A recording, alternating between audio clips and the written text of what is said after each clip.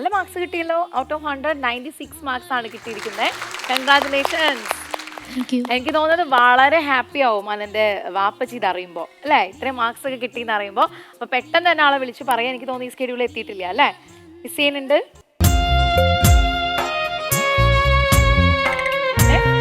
കുഴപ്പമില്ലേ, വാ. എന്തിനാ കരയണേ, സന്തോഷല്ലേ?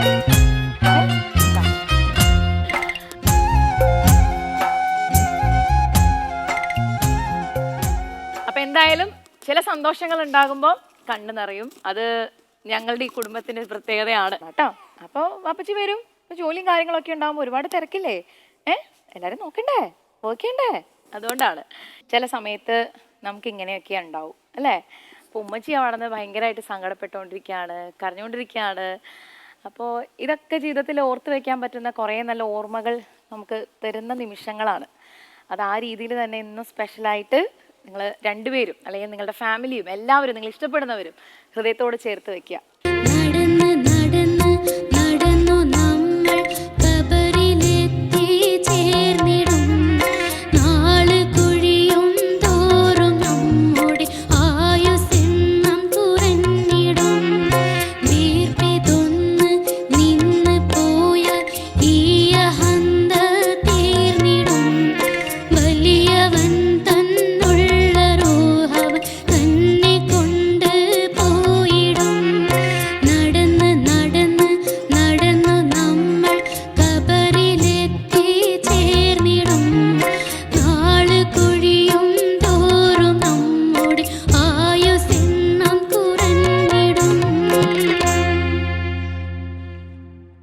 അനൻകുട്ടി, എന്തോ മക്കള് നന്നായി പാടി മക്കളെ. നല്ല രസമുള്ള എന്താ പറയുക, നമ്മുടെ ഈ നമ്മൾ എത്ര ഭൂമിയിൽ എത്ര ജീവിച്ചാലും അവസാനം ഖബറിലേക്ക് എത്തും എന്നുള്ള ഒരു സന്ദേശമാണ് ഈ പാട്ട്.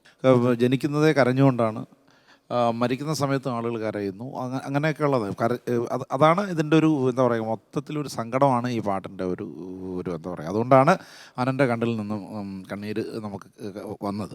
ട്യൂണിലും അതുണ്ട്, ആ ഒരു സങ്കടം ട്യൂണിനകത്തും ഉണ്ട്. അതുകൊണ്ടാണ് നടന്ന് നടന്ന് നടന്നു നമ്മൾ കബറിലെത്തി ചേർന്നിടും, നാളെ കുഴിയും തോറും നമ്മുടെ ആയുസെണ്ണം കുറഞ്ഞിടും, ദീർഘിതൊന്ന് നിന്ന് പോയാൽ ഈ അഹന്ത തീർന്നിടും, വലിയവൻ തന്നുള്ള റൂഹവൻ തന്നെ കൊണ്ട് പോയിടും, നടന്ന് നടന്ന് നടന്നു നമ്മൾ കബറിലെത്തി ചേർന്നിടും, നാളെ കുഴിയും തോറും നമ്മുടെ ആയുസെണ്ണം കുറഞ്ഞിടും.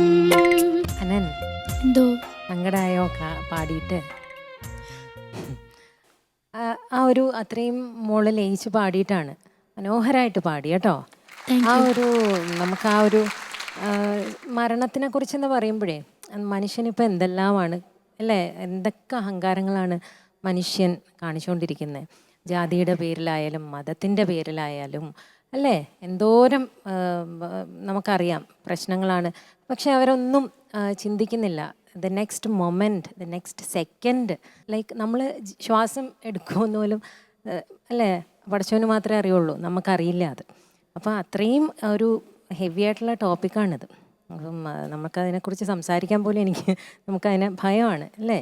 അപ്പോൾ ഇതെല്ലാവരും അറിയേണ്ട കാര്യം തന്നെയാണ് മോള് പാടിയത്, വലിയൊരു സന്ദേശവും കൂടെയാണത്. അപ്പോൾ നന്നായിട്ട് തന്നെ പാടി മോളെ കേട്ടോ. Thank you.